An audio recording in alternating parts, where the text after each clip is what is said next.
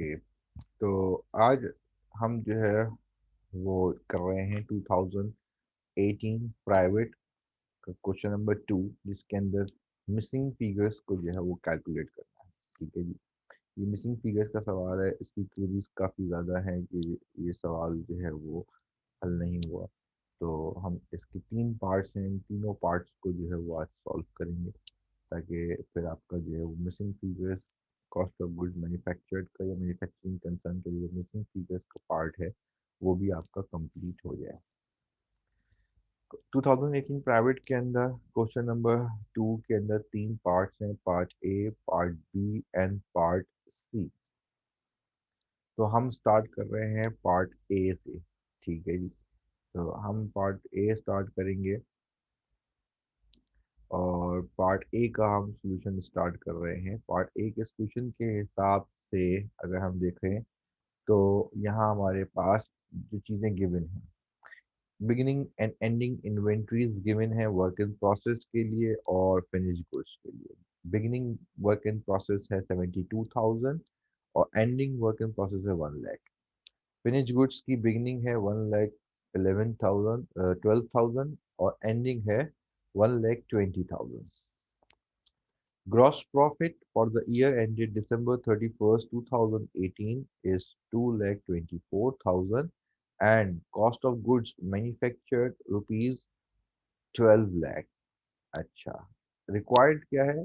First A part की requirement है the company sales for the year ended December 31st, 2018। तो अब यहाँ पे सेल्स कैलकुलेट करने के लिए अगर हम देखें तो सेल्स कैलकुलेट करने के लिए जो हमारे पास सिंपल आपके पास चीज़ होती है वो होती है कि हमारे पास कॉस्ट ऑफ गुड्स सोल्ड और ग्रॉस प्रॉफिट गिवन हो। बट ग्रॉस प्रॉफिट यहाँ पे हमारे पास अवेलेबल है, ठीक है, और cost of goods sold available नहीं है। तो हमें पहले जो है वो कंपटीशन करनी पड़ेगी किसकी? हमें पहले कंपटीशन पढ़नी पड़ेगी कॉस्ट ऑफ गुड्स सोल्ड के लिए। तो पहली कंपटीशन मेरी हो जाएगी क्या? वो हो जाएगी competition for cost of goods sold.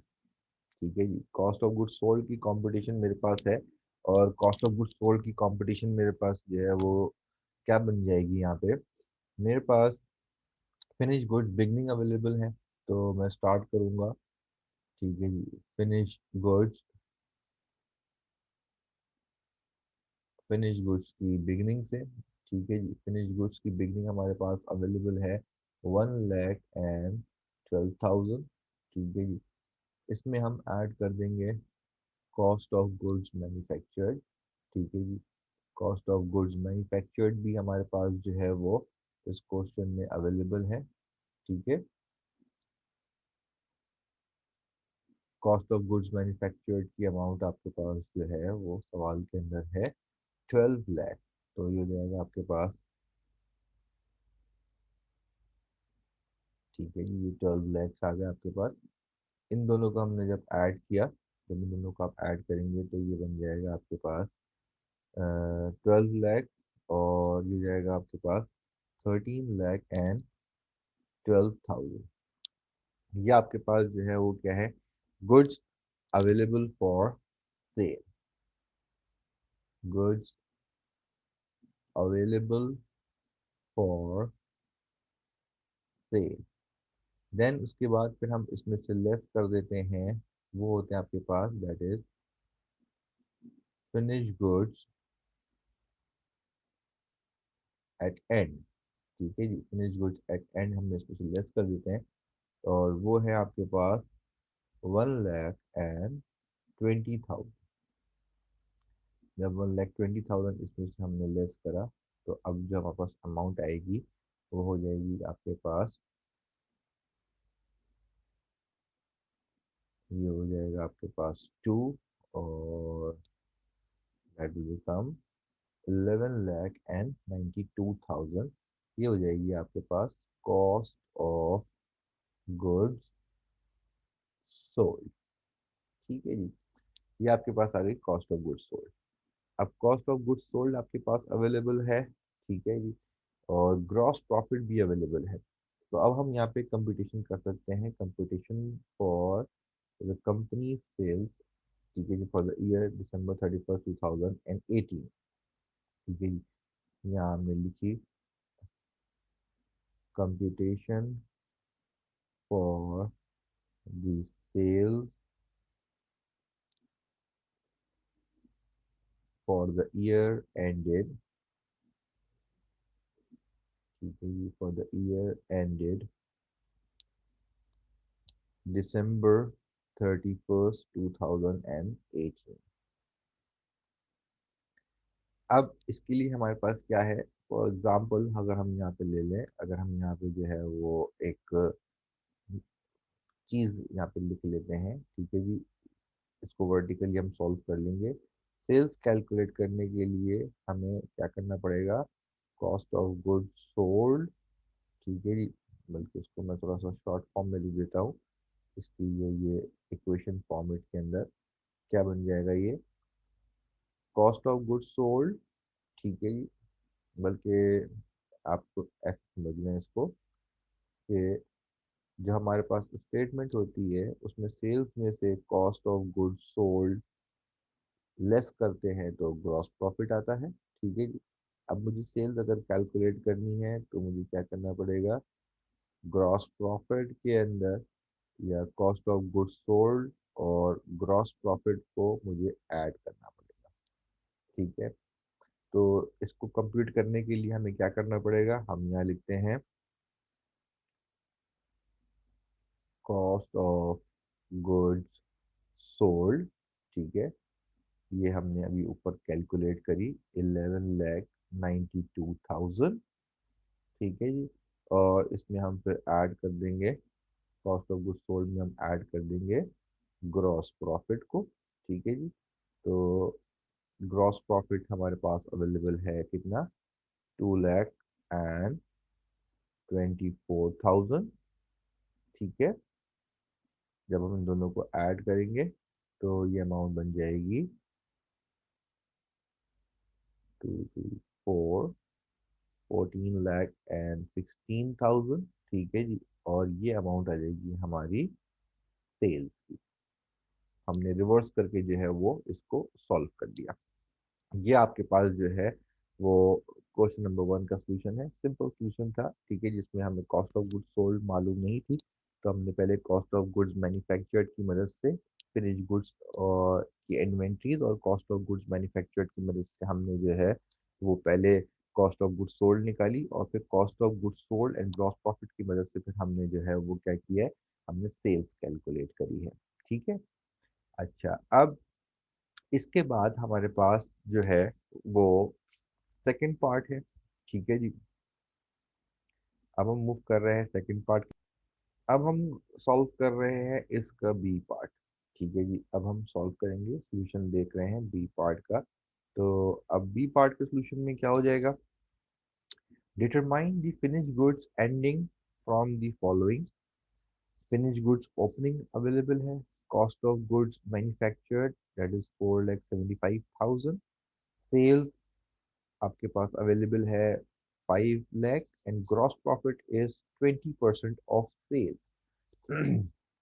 तो फिनिश गुड्स की आपको एंडिंग कैलकुलेट करने के लिए हमें जो है वो जो हमारे पास इक्वेशन है, आप समझ लें कि पहले हम यहाँ पे हिंट ले लेते हैं कि हमें क्या क्या काम करना है। फर्स्ट हमें जो है वो कैलकुलेट करना पड़ेगा ग्रॉस प्रॉफिट, ठीक है जी। ग्रॉस प्रॉफिट कैलकुलेट करेंगे तो ग्रॉस प्रॉफिट कैलकुलेट करने के बाद सेकंड हमारे पास जो रिक्वायरमेंट है वो बन जाएगी कॉस्ट ऑफ गुड्स सोल्ड की, ठीक है। देन उसके बाद आपके पास जो है वो थर्ड चीज़ जो हमें निकालनी होगी यहाँ पे, वो क्या होगी, कॉस्ट ऑफ गुड्स सोल्ड निकालने के बाद फिर हम निकाल सकते हैं फिनिश गुड्स की एंड, यानी हमें पहले ये चीज़ों को कैलकुलेट करना पड़ेगा, इसकी मदद से ही हम क्या कर सकते हैं, हम अपनी फिनिश गुड्स की क्लोजिंग वैल्यू को, एंडिंग वैल्यू को कैलकुलेट कर सकते हैं। तो पहले हम क्या करते हैं, नंबर 1 हमें कंप्यूटेशन करनी है किसकी, ग्रॉस प्रॉफिट की। तो ये बन जाएगा आपके पास कंप्यूटेशन, ठीक है जी, कंप्यूटेशन फॉर ग्रॉस प्रॉफिट, ठीक है। Competition for gross profit. और ग्रॉस प्रॉफिट आपके पास जो है उसका रिलेशनशिप सेल के साथ अवेलेबल है। और वो रिलेशनशिप क्या है आपके पास? Gross profit 20% of sales. ठीक है जी। यानी इसका मतलब क्या हो जाएगा कि जो मेरा ग्रॉस प्रॉफिट है, ठीक है जी, gross profit equals to sales multiply by 20%। तो इसका मतलब हो जाएगा अब ग्रॉस प्रॉफिट की अमाउंट बन जाएगी ग्रॉस प्रॉफिट, ठीक है जी, इक्वल्स टू सेल्स की अमाउंट थी 5 लाख, ठीक है, और 5 लाख का हम ले लेंगे 20%। तो 5 लाख का 20% विल बिकम 1 लाख। एक तरीके का तो ये हो जाएगा। अगर ग्रॉस प्रॉफिट जो है वो सेल्स का 20% है तो कॉस्ट ऑफ गुड्स सोल्ड भी हम निकाल सकते हैं direct, bracket the 80% of the sales. खैर मगर फिर हम वैसे नहीं कर रहे, हम जो कंपटीशन बेस कर रहे हैं तो इसलिए हम फिर जाते हैं सेकंड कंपटीशन के ऊपर। क्योंकि जब हमें रिवर्स सॉल्व करना है तो फिनिश गुड्स की बिगनिंग, उसके बाद फिर कॉस्ट ऑफ गुड्स मैन्युफैक्चर्ड उसमें ऐड होता है, और उसमें फिर लेस करते हैं आप फिनिश गुड्स एट एंड, तो आपको मिलता है कॉस्ट ऑफ गुड्स सोल्ड। तो ये जो चार चीजें हैं, finish goods beginning, cost of goods manufactured, finish goods ending and cost of goods sold, अगर इन चार चीजों में से आपको कोई दो चीजें अवेलेबल नहीं है तो हम कोई, मतलब अगर चार चीजों में से कोई तीन चीजें अवेलेबल होंगी तो हम फोर्थ कैलकुलेट कर सकते हैं, और अगर दो अवेलेबल होंगी तो फिर हम दो एक साथ कैलकुलेट नहीं कर सकते। तो सवाल में जो चीज़ गिवन है वो फिनिश गुड्स बिगनिंग गिवन है और cost of goods manufactured given है। इसीलिए अब रिमेनिंग दो चीज़ों के अंदर हमें बारी बारी एक एक करके कैलकुलेट करना होगा।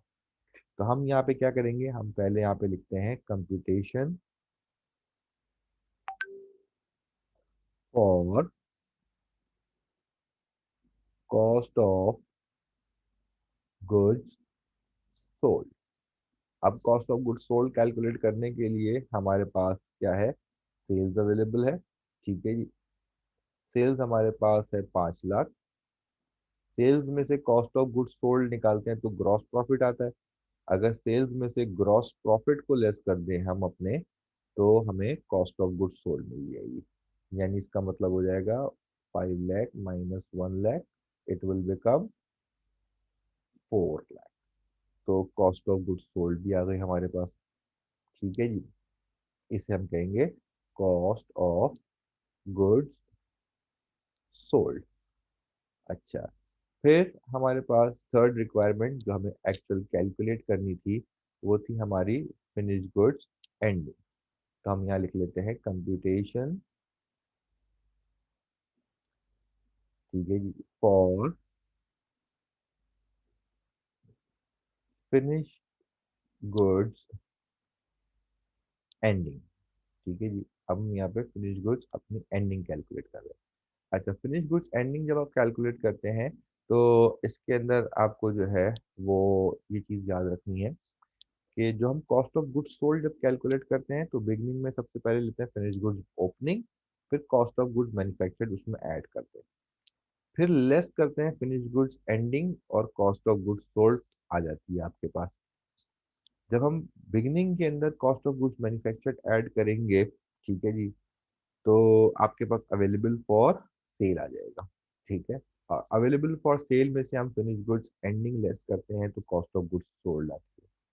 यानी इन चार चीज़ों से हम जो है वो चार चीज़ों को हम यूज़ करते हैं तो कॉस्ट ऑफ गुड्स सोल्ड तक पहुंच जाते हैं। अवेलेबल फॉर सेल से ऊपर वाली चीज़ अगर आपको कैलकुलेट करनी है तो आपको रिवर्स सॉल्व करना पड़ेगा, ठीक है जी।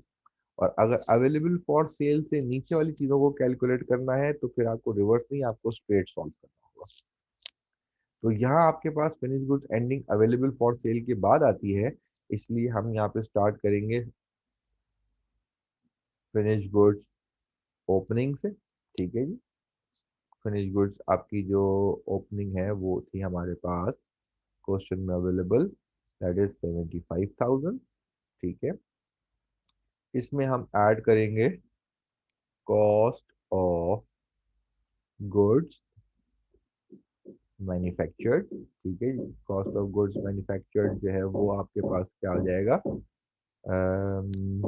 गिवन है आपके पास cost of good manufactured that is 4 lakh, 75,000। ठीक है जी, 4,75,000 जब ऐड हो जाएगा तो ये बन जाएगा आपके पास 6 लाख। ठीक है जी, नहीं 6 लाख नहीं होगा, 4,75,000 विल बिकम 5,50,000। ठीक है जी, 4,75,000 में 75 प्लस कर देंगे तो ये हो जाएगा 5,50,000। ठीक है जी, ये आ गया आपके पास गुड्स अवेलेबल फॉर सेल। ठीक है जी, गुड्स अवेलेबल फॉर सेल। और इसमें से अब लेस करते हैं आप फिनिश गुड्स एंडिंग। अब फिनिश गुड्स एंडिंग तो अवेलेबल नहीं थी, तो मैं यहाँ से क्या कर दूंगा, कॉस्ट ऑफ गुड्स सोल्ड जो मेरे पास अवेलेबल है, कॉस्ट ऑफ गुड्स सोल्ड को मैं यहाँ से लेस कर दूंगा। जब मैं कॉस्ट ऑफ गुड्स सोल्ड को यहाँ से लेस करता हूँ 4 लाख, ठीक है, तो अब मेरे पास जो अमाउंट बच जाएगी वो हो जाएगी मेरे पास 1,50,000। ठीक है जी, 1,50,000 ये मेरी कहलाएगी फिनिश गुड्स की एंडिंग इन्वेंटरी। ठीक है जी, ये मिसिंग फिगर की वैल्यू आ जाएगी फिनिश गुड्स एंडिंग वैल्यू। और यही हमें जो है वो यहाँ पे रिक्वायर्ड है। यहाँ पूरी स्टेटमेंट्स नहीं बनानी है, यहाँ पे हमें सिर्फ जो है वो क्या करना है, हमें यहाँ पे सिर्फ कंप्यूटेशंस को सॉल्व करना है। ठीक है, तो ये था इसका बी पार्ट। और बी पार्ट जो है वो अब सॉल्व करने के बाद now we are going to move towards our C part. Now we are going to start our C part. ठीक है जी, अब हम जो है वो हम अपने सी पार्ट को जो है वो कैलकुलेट कर रहे हैं। और सी पार्ट का अब सोल्यूशन हम देखेंगे, सी पार्ट के सोल्यूशन में हमें क्या सॉल्व करना है। तो सी पार्ट के सोल्यूशन में क्या है हमारे पास, हमें रॉ मटेरियल कैलकुलेट करना है। ठीक है जी, we have to calculate raw material. और गिवन क्या क्या है, FOH is 20% of cost of goods manufactured. ठीक है जी, direct labour is 25% of sales and 50% of cost of goods manufactured. Raw material ending is 2000 less than the raw material opening। Raw material ending जो है वो beginning से 2000 कम है। और sales जो है वो हमारी टोटल है 1 लाख की। तो यहाँ पे सब लोग ज़्यादातर कंफ्यूजन क्या करते हैं, ये पार्ट सी है, इसका बी से कोई ताल्लुक नहीं है। तो जो पार्ट बी के अंदर कॉस्ट ऑफ गुड्स मैन्युफैक्चर्ड है उसको यूज कर जो है वो यहाँ पे वो सॉल्व कर रहे होते हैं। हालांकि यहाँ पे ऊपर वाले कॉस्ट ऑफ गुड्स मैन्युफैक्चर्ड का पार्ट सी वाले क्वेश्चन में कोई काम नहीं है। तो यहाँ हमें जो है वो कैलकुलेट करना है नीचे की वैल्यूज को पार्ट सी के हिसाब से। और हमें कैलकुलेट करना है रॉ मटेरियल परचेज की वैल्यू। तो रॉ मटेरियल परचेज कैलकुलेट करने के लिए जो हमारा एक्चुअल जो चीज है वो हमें क्या है,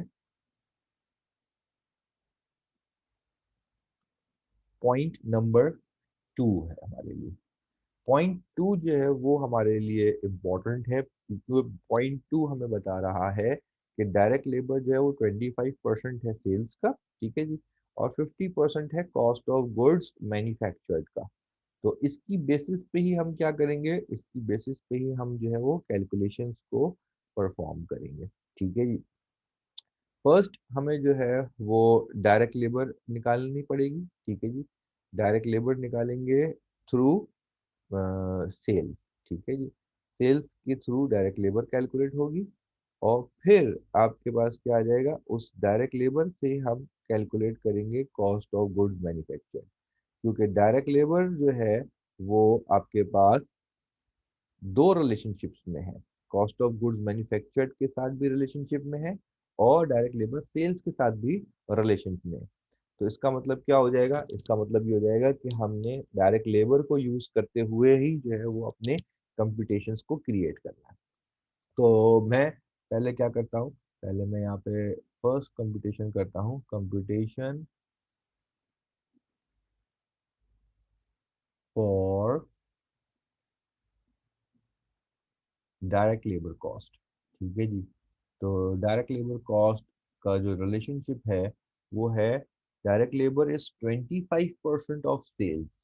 तो मैं यहाँ पे लिखूंगा डायरेक्ट लेबर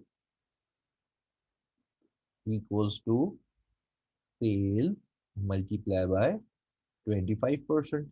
ओके, अच्छा, अब यहाँ आपके पास क्या आ जाएगा, डायरेक्ट लेबर की अमाउंट निकालने के लिए direct labour equals to sales थी हमारे पास 1 लाख, ठीक है, और 1 लाख का 25% ये हो जाएगा आपकी डायरेक्ट लेबर की अमाउंट, और डायरेक्ट लेबर की अमाउंट विल बिकम 25,000, ठीक है जी। ये 25,000 जो है वो हमारी बन जाएगी डायरेक्ट लेबर। अब सेकेंड रिक्वायरमेंट क्या हो जाएगी हमारी? सेकेंड रिक्वायरमेंट है computation for cost of goods manufactured, ठीक है जी। पहली रिक्वायरमेंट में डायरेक्ट लेबर हमने कैलकुलेट करा, और दूसरी रिक्वायरमेंट में अब कॉस्ट ऑफ गुड्स मैन्युफैक्चर्ड को कैलकुलेट कर रहे हैं। और कॉस्ट ऑफ गुड्स मैन्युफैक्चर्ड कहता है कि कॉस्ट ऑफ गुड्स मैन्युफैक्चर्ड का 50% जो है वो हमारा डायरेक्ट लेबर है। ये पॉइंट 2 के अंदर ही दो रिलेशनशिप्स अवेलेबल हैं। तो अब हम क्या करेंगे? अब हम इस रिलेशनशिप को यूज करके cost of goods manufactured calculate करते हैं। तो cost of goods manufactured equals to direct labour आपके पास जो है वो हो जाएगी डायरेक्ट लेबर डिवाइडेड बाय, क्योंकि 50% वहाँ पे मल्टीप्लाई हो रहा था, इधर आके क्या हो जाएगा 50% डिवाइड हो जाएगा, ठीक है जी। तो जब 50% डिवाइड होगा तो मतलब परसेंटेज रिवर्स करनी है। तो cost of goods manufactured will become direct labour 25,000 multiply by 100 divided by 50, ठीक है जी। तो अब कॉस्ट ऑफ गुड्स मैन्युफैक्चर्ड की अमाउंट, ठीक है जी, कॉस्ट ऑफ गुड्स मैन्युफैक्चर्ड की अमाउंट आपके पास जो है वो आ जाएगी 25,000, दैट इज 50,000, ठीक है जी। अच्छा, अब दो चीजें हमारे पास आ गई, cost of goods manufactured and direct labour आ गया है आपके पास। थर्ड कंपटीशन हम करेंगे यहाँ पे फैक्ट्री ओवरहेड के लिए, ठीक है जी। थर्ड इज फैक्ट्री ओवरहेड, और फैक्ट्री ओवरहेड की जो है वो आपके पास क्या है? आपके पास फैक्ट्री ओवरहेड के लिए रिलेशनशिप फर्स्ट पॉइंट में गिवन है, कंपटीशन फॉर फैक्ट्री ओवरहेड, ठीक है जी। तो फैक्ट्री ओवरहेड का रिलेशनशिप, फैक्ट्री ओवरहेड का रिलेशनशिप आपके पास है F O H is 20% of cost of goods manufactured. तो F O H equals to cost of goods manufactured multiply by 20%। तो इट मीन्स दैट कि एफ ओ एच आपका क्या बन जाएगा अब 50,000 मल्टीप्लाई बाय 20%। तो एफ ओ एच की वैल्यू आ गई आपके पास कितनी? एफ ओ एच की वैल्यू आ जाएगी आपके पास 10,000।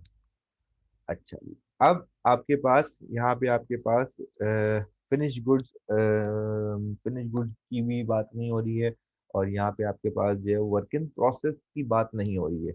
वर्क इन प्रोसेस की एंडिंग एंड ओपनिंग इन्वेंट्रीज नहीं है। इट मींस के अब आपके पास डायरेक्ट मटेरियल, डायरेक्ट लेबर और एफओएच मिलके direct cost of goods manufactured बना रहे हैं, ठीक है जी। तो अब इसकी मदद से हम क्या कर सकते हैं?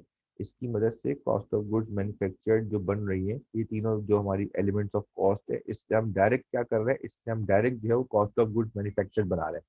तब हम इससे direct cost of goods manufactured बनाएंगे तो अब क्या हो जाएगा? यहाँ पे हमारी फोर्थ रिक्वायरमेंट बन जाएगी, लेट्स सपोज